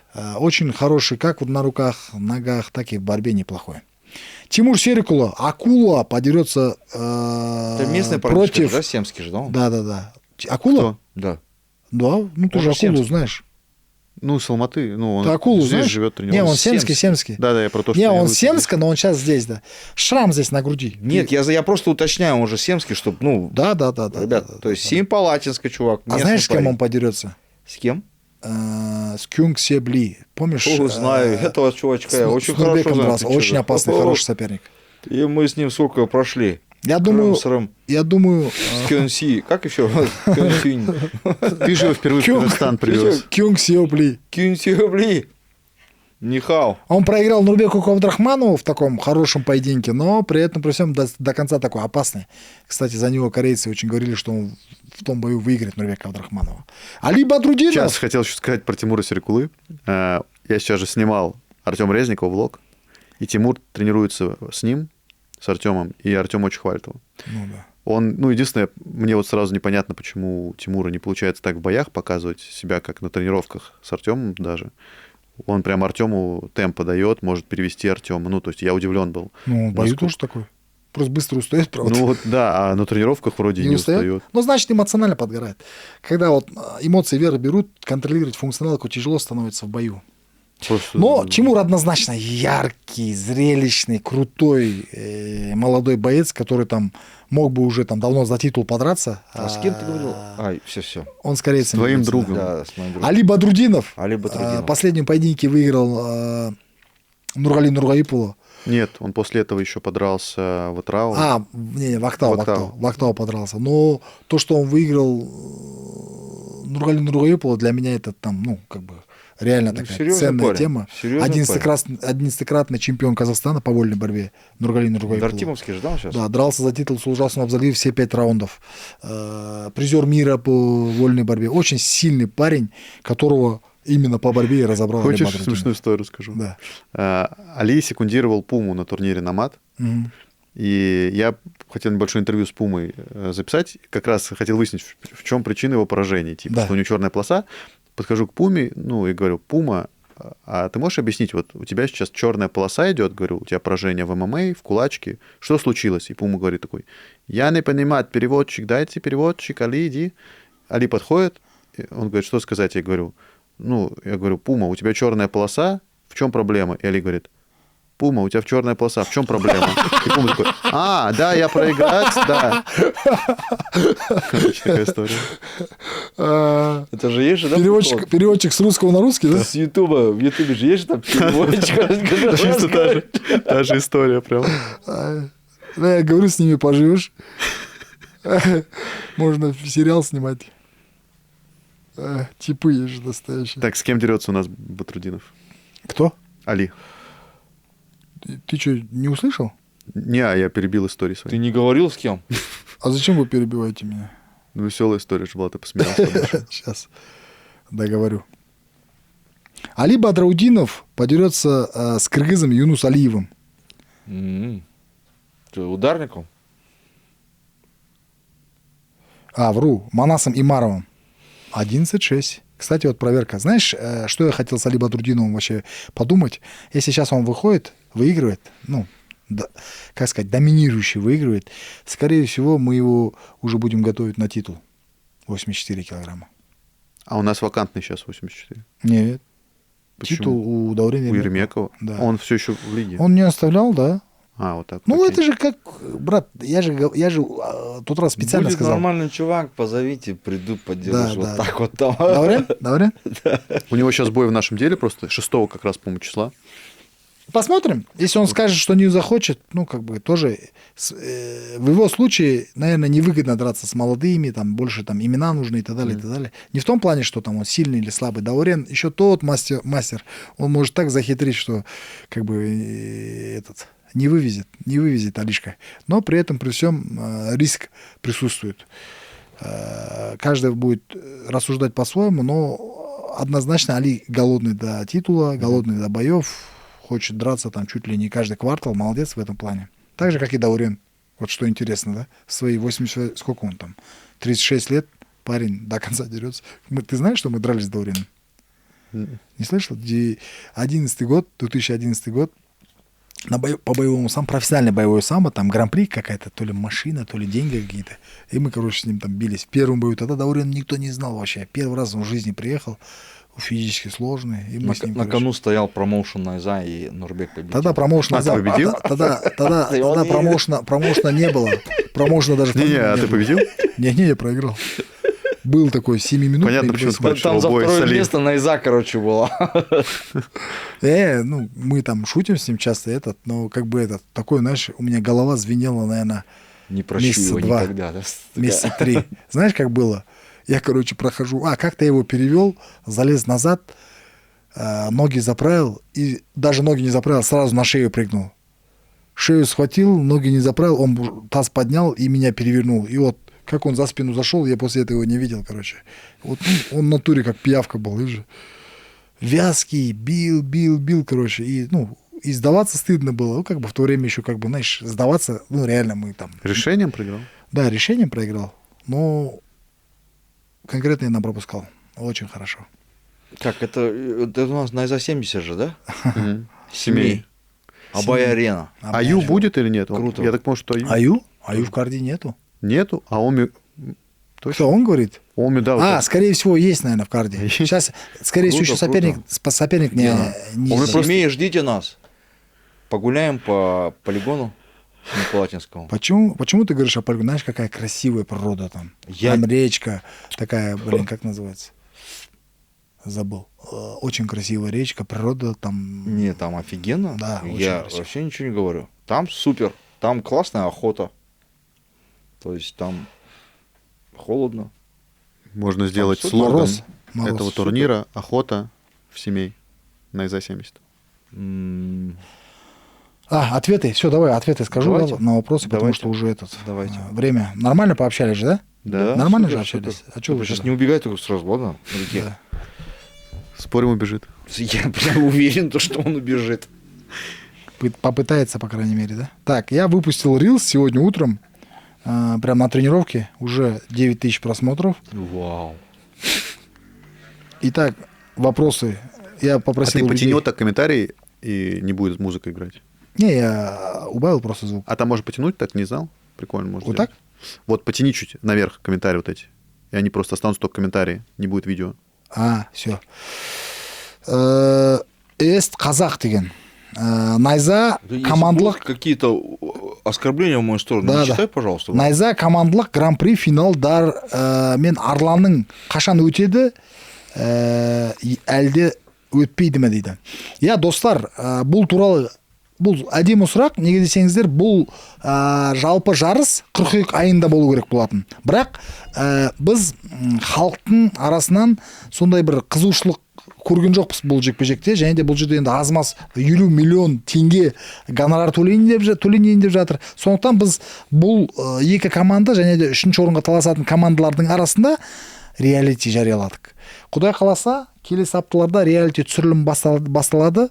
Ол реалитидің серияларын біздер сол февральдың соңына дейін көрсетеміз. А февральдың соңында, құдай қаласа, осы гран-при шығатын болады.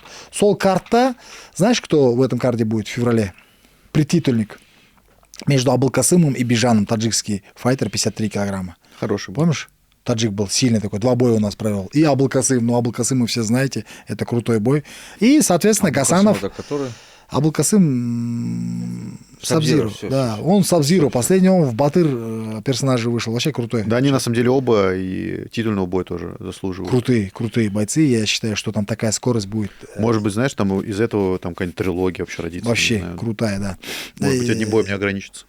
Бижан Абылкасым в феврале, Самандар против Гасанова, защищать будет Гасанов против Самандара титул, и финал Гран-при. Арлан Дартим за первое место будет выступать. Гасановты Азамат Бахытовпен көргенде дұрыс болар еді. Азамат жетпіс емес сияқты қазір. Азамат Бахытовке айттым, ұсыныс ұстадым. Азамат Бахытов ақшаларыңды айтыңдар, мен төлесуге дайынмын. Иә, әрине бұл өте қызық. Оны сұрақты қойып отқан Fire Sport деген Instagram парақшасы. Бірақ енді Гасановтың, Рузматтың екеуінің арасында басталған тарих бар, соны бітіру керек деп ойлаймын. Содан кейін, егер Гасанов сол белбеуді қорғап ары қарай кетіп жатса, онда әрине Азамат Бахытовпен жасауға тырысамыз. Кстати, по Азамату Бакытову, я не знаю, слышал ты или нет, он стал чемпионом Видел. турнира. Да, Номад. я вот про это завтра хотел на Карабала-шоу поговорить с основателем этого проекта Максатом Кекимовым. Кстати, тоже сам очень такой сильный борец. Алаш ММА Вариостан сұрақ келген, 84 килограмм салмақ дәрежесінде белбеу мен 93 қосу ауыр салмақтағы белбеу қорғалама әлде босатылама. Міне бүгін ғана осы туралы әңгімелестік. 84 килограммда Али ертең желтоқсан айында жеңетін болса, оны белбеуге шығаруға тырысамыз. Және де 93 плюс салмақта мен жеке бүгін таңертең Жандарбекпен сөйлескен болатын. Біздің тарапымыздан Ерлан Шакишев құлсарлық батыр жақында ғана әлем чемпионатының грэпплингтен қола жүлдегер атанды. Мықты батыр, мықты жауынгер. Соны Адам Хусейновпен қоюға тырысып қараймыз. Сіздер осы туралы пікірлеріңізді жазыңыздар комментарийда, ары қарай көрейік. Тайлақпен кім шығады? Тайлақ басын тартқан болатын. Осы картта тұр еді, бірақ жақында ғана жазып жіберді. Аға, мен кішкене ауырып қалып отырмын. Мен бұл жарысқа шықпаймын деген. Мына жерде Максим Михтеев деп жазған, бірақ онымен төбелеспейтін болады. Гасанов не с Тайлахом вообще планировали? Нет, Гасанова планировали с Самандаром. Ой, блин. В смысле, Самандара не с Тайлахом? Самандара думали с Тайлахом. Тайлах чуть-чуть приболел, сейчас в Таиланде, что-то его как бы не здоровится. Алаш Прайд 70 килограммдағы салмақта Избулаев Донченко қарсы қойсаңыздар, чемпионмен дегендей. Ол сұрақты Адлеев 87-21-07 қойып жатыр. Жалпы енді білмеймін, қызық ой, ойланып көрейік. Ассалаумағалейкум, Нұрбек аға, Абу Нұрболат қашан шығады, бойға шығады және кіммен шығады дейді. Бекбулатов 906. Абу Нұрболатпен жақында сөйлескен болатынбыз, ол жазған болатын, мен титулының алдындағы жекпе-жекке дайынмын деп. Жалпы Абу өзі Таиландта жүр ойдым да. Где Абу? В Таиланде? келгесін міндетті түрде әңгімелесіп оның болашағы туралы әңгімелесетін боламыз. Негізінде Абуды Дастанмен қойғым келіп жүр, шынымен айтқанда. Кіммен? Сіздер Дастанмен. С Дастаном? 62 ғой Абу қазір. Егер сізге сол жекпе-жек қызық болатын болса, пікірлеріңізді жазыңыздар. 09 жақсылық деген Қарағанды қаласына қайта турнир өткізу жоспарда бар ма? Егерде жоспарда болса, қай уақытта өту мүмкін, қай айда? Я, бізде жоспар бойынша келесі жылы 2 рет, бір емес 2 рет Қарағандыға жарыстарымызды қойып қойған болатынбыз. Жақын арада ол жаңалықтарды көресіңдер, сондықтан біздің парақшаларымызды қарап отырыңыздар. Біз жылдық календарда болатын жарыстарды және де қайда болатын туралы жазатын боламыз. Өскемен қаласында найза турнирі өткізу жоспарда бар ма? Иә, әрине бар. Сабидолдин 98 қойған екен сұрақты. Иә, келесі жылда Өскеменде өткізуге жоспарда бар. Торпедо аренасында деймін да? Қателеспесем, хоккей аренасы бар, сол жерде жоспарланып отыр. Нурбек Карабала, ассаламу алейкум. Алейкум ассалам. Вопрос. Пояс в тяжелом весе не собирается лига делать вакантным? Хусейн Адамов последний раз дрался 2 года назад. Да, к сожалению, есть такая проблема. Но проблема, скорее всего, не в Адаме Хусейну. Хусейн сам несколько раз выходил с предложением подраться. Мы не могли найти достойную... Да, ну, не то, что не найти, наверное, особо как бы даже не следили за этим и не старались это делать. Но сейчас вот возникла такая идея подраться Ерлану Шакишеву с Кульцуров. Он дрался 2 боя, кажется, в Найзе. Достаточно такой сильный, конкурентоспособный, как в борьбе, так и в ударке парень, которому я хочу предложить подраться за титул с Адамом Хусейном, если Адам, конечно, согласится. А я бы посмотрел, знаешь, кого? Ужас Абзалиева против Хусейнова. Ужаса Абзалиева против... Ну, Хусейн, видишь... Ну, я это предлагал Ужасу, кстати. Что-то там... Ужас, я, насколько у меня информация есть, он завязал. В тяжелом, промежуточно? В тяжелом. За тяжелый вес, за пояс. Бага Казбекпен бой, Жандарбекпен .95. Келесі жылы жоспарда бар. Жасағым келеді. Екеуіне де ұсыныс ұстаймын жақын арада. Когда ивент в Астане? Диас Тим. В Астане по плану на следующий год, вот скоро мы вытащим полный календарный план на следующий год, и вы там увидите, какие ивенты и где будет проходить. Астана по плану есть.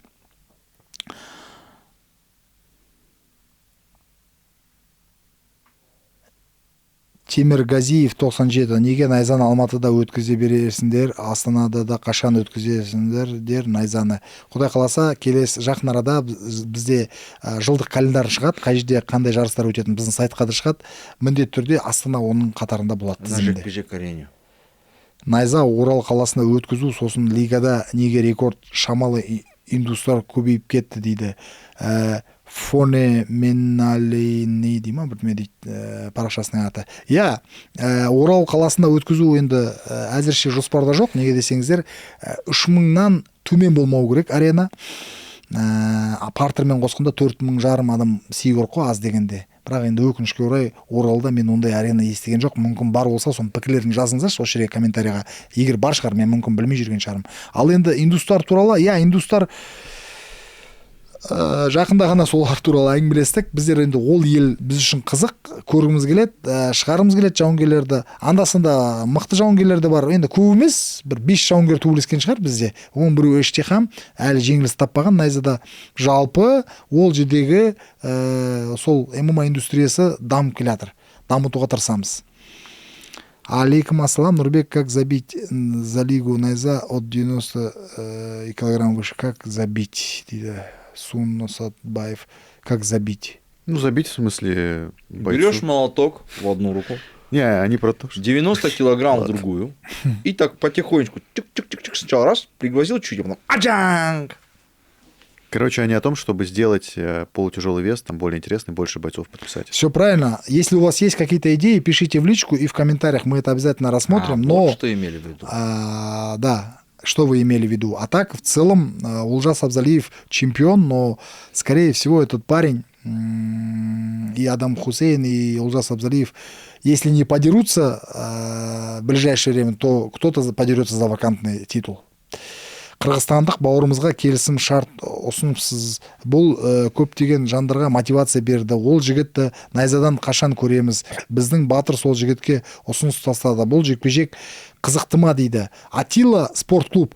Енді әрине бұл қырғызстандық жаңа палуанды, қырғызстандық спортшыны контрактқа қол қойған болады. Оның тарихы өте сондай қызықты. Ал енді Атила спорт клубтың жаңа жауынгері, мен оның видеосын көрдім. Я әрине бұнда шақырамыз, онда жігіттер керек. Я әрине артынан өзінің өңірінде біраз адамдар жанкүйер болатын болса, бізге ол бала міндетті түрде қызық болады.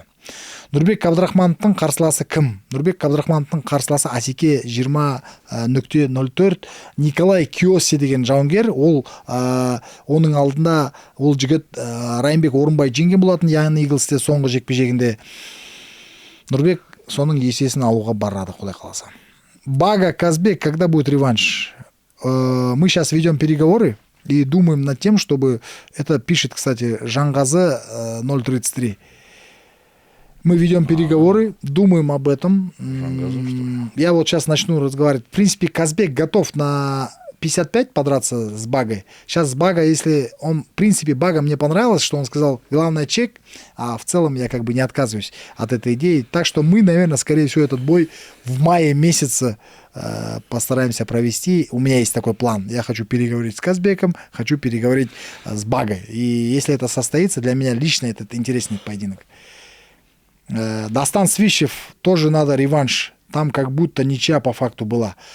Вот интересное мнение, да. Дастан Свищев, вот знаешь, Дастан Свищев мне напоминает бой Дастан Султан. Жолдасбеков.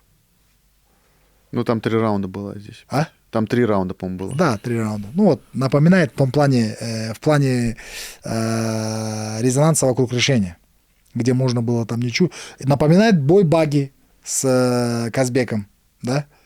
Ну, бывают такие бои, когда близко, но судьям виднее. И если говорить, что типа судьи были предвзяты, там типа к Дастану, да, за Дастан дали, вспомните бой Дастана с кыргызом, Султаном. Ну, кыргыз же по факту, хоть и в Тобете тренируется, да? А почему тогда судьи не отдали там Дастану, да? Предвзятости нет, есть какое-то определенное, знаешь, решение, когда судьи это видят по-своему. Есть профессионализм. Профессионализм, Есть да. профессионализм, который четко понимает, где, как, что, почем. Не надо умничать. И, возможно, кому-то он показался как бы односторонним, но есть 3 судьи, есть главный судья и есть статистика. В своде это показывает какое-то решение. Мне сейчас Виктория пишет через Дарлин, что у нас встреча, Да. и нам надо заканчивать. Все, круто. Ну, Я постарался быстро прочитать вопросы и, думаю, успел, да, всех осветить. Да, ну в любом случае, если на ваш вопрос сегодня Нурбек не ответил, напишите его еще раз, и на следующей неделе он это обязательно сделает. Друзья, мы с вами встретимся в Семее. Во-первых, мы вас там ждем. Если вы из Семеи, то приходите к нам на турнир на ИЗА-70. Если вы там не живете, то смотрите трансляцию, которая доступна на сайте Найза ТВ, транслируется на Спорт Плюсе, транслируется на телеканале Удар. Кроме того, не забывайте про наши социальные сети, и наш Инстаграм, и наш ТикТок, и наш Ютуб, на котором вы смотрите это видео. Спасибо, что были с нами. В комментариях пишите, какие темы снова обсудить. И, возможно, если вы попросите, то в следующий раз мы вернем Дидара Сарбас подкаста. Иә, достар, 21 күні біздер Семей қаласына келіп, өзіміздің кезекті Найза 70 халықаралық ивентімізді өткізетін боламыз. Картта Нұрбек Абдрахманов, Николай Киоси мен Бағдат Жұбаныш өзінің қарсыласымен, және де Тимур Серікұлы төбелесетін болады. Көптеген басқа да жауынгерлер бар. Сол әдемі көріністі жібере алмау үшін біздің Тикетон сайтқа кіріп, соның ішінде билеттерді алдын ала алып қойыңыздар. Қарағандыда болғанды көрдіңіз ғой. Семей дәл солай болады деп сеніміз мол. Сондықтан Семей басындар, Семей келіңіздер, бірімізбен танысайық, көрейік. Егер бізге ұнап жатса, Семейде өткізу міндетті түрде келесі жылда тағы да 1-2 рет өткізуге тырысамыз. Баршаларыңызға ассалаумағалейкум. Арвидерчи.